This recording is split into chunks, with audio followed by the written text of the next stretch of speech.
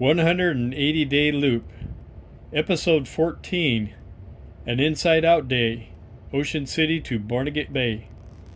No visit to Ocean City, New Jersey would be complete without a walk on its iconic boardwalk.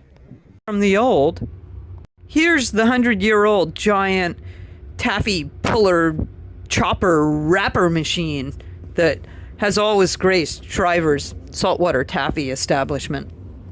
Huh? Aliens in Ocean City? These guys must have beamed in from New Mexico. To the reinvented. Good to see old Mother Hubbard again. After all those years of being stuck inside that shoe, she's coming out and looking healthy and revitalized. Kinda. Well, enough of that. Let's get back to the boating.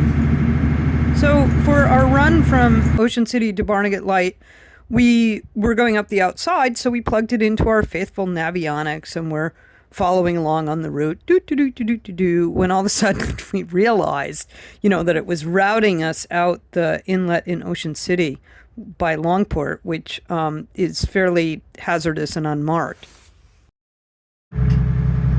So I was like, yikes, Tom, we don't want to go out there. So we, turned the boat around, and then we plugged the route back into Navionics and set the points, because that's the only way you can do it on the inside, and went up this incredibly torturous, slow and shallow path all the way to Atlantic City so we could go out the good inlet at Atlantic City.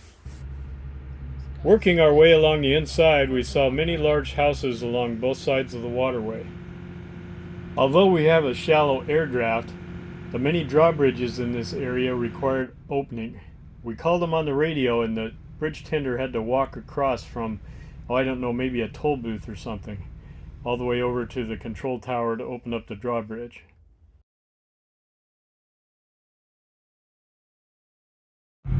The houses were impressive. In this narrow waterway, sometimes it felt like we were driving through their back porches.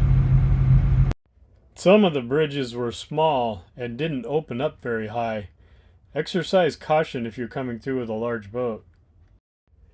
At last we rounded a corner and we could see the Atlantic City casinos marking the south side of the inlet. On the north side, we saw some interesting wind-powered racers speeding around a track. I guess there's lots of different ways to sail. Finally, a bridge we can fit under, I think. We said goodbye to the Atlantic City casinos and headed out the inlet.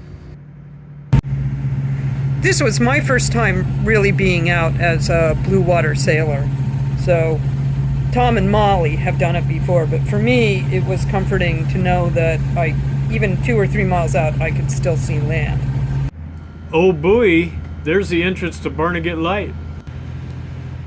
We had timed our arrival so that we would go into the inlet at low tide, which, given that there were jetties on either side, we were happy to be able to see those. It might be early in the season, but people were still lining up to see the Barnegat Lighthouse. Lots of the boats were still in their winter wrappings. But the season doesn't bother the fishermen. The fishing boats head out both day and night from Barnegat Bay. A good travel day makes us happy as clams. That's all for now. Thanks for watching.